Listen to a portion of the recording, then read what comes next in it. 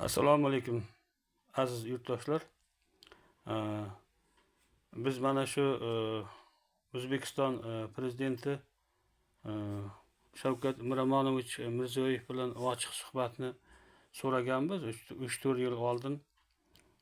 Lekin hech qanday natija bo'lmagan. O'sha mana u Drujba народов ro'parasidagi mana viloyatlar aro xalq qabulxonasi bor, prezident xalq qabulxonasi. Mana shu yerda ham bu shunaqa ariza blankalarda murojaat etganmiz. Lekin bizni tumanga yuborib o'sha murojaatimizni tumandan bizga tashakkurnoma yozdirib olgan. Haqiqatan prezidentimiz olib borayotgan islohotlardan biz rozimiz.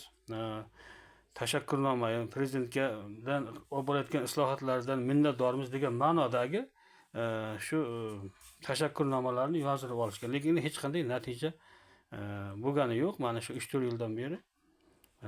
Endi hozir masala bu haqda emas. Bugungi masalamiz mana bu tog' qon yo'nalishi bo'yicha bizda mana shu mahallamizdagi tog' qazilma boyliklari bor. Bu yerda yana soya salqin joylarda mana shu ekoturizmni rivojlantirish bo'yicha mana shu bu yerda shu olib borayotgan ishlar shu mahallani kelib ko'radi. Hurmatli prezidentimiz shu mahallaga keladi, mana shu ishlarni hammasini o'zi ko'zi bilan ko'rib, shu yerdagi insonlar bilan suhbatlashadi deb mana bu yerdagi ko'cha chetidagi uylarni hammasini buzib tekislab ketishgan. Birovni uyi, birovni oshxonasi, birovni ustaxonasi deganday aholi ko'p juda katta talafot ko'rgan bu yerda. Vayronagarchiliklar bo'lgan bu yerda. Mana shu radikal holatni lekin shu odamlar hech yerga murojaat qilmagan. Endi murojaat qilganda ham hech qanday bir natija yo'q, hech qayerda natija yo'q. Mana shu vayronagarchiliklar qayta tiklangani, shu uyini buzgan bo'lsa, vayron qilgan bo'lsa, shu uyini qayta tiklab olingani yo'q. O'zi musofir yurtda bo'lsa, shu uyimni yaxshi qilay, farovon yashayin deb o'zi musofir yurtlarda ishlab yurgan insonlar bo'lsa, u endi shu ishini ham tashlab qaytib kelib, bu yerda uylarni ham tiklay olmay, shunday bir og'ir ahvollarda qolgan aholini ko'rish mumkin bu yerda.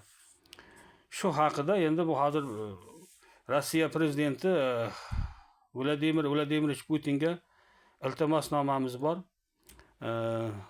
Hurmatli Vladimir Vladimirovich, sizdan iltimosimiz shundan iboratki, mana shu radikal holatlarga o'z fikringizni bildirsangiz. Ya'ni siz O'zbekiston prezidenti, birinchi prezidenti Islom Abdug'aniyevichni shogirdi bo'lganligingiz sababli O'zbekistondagi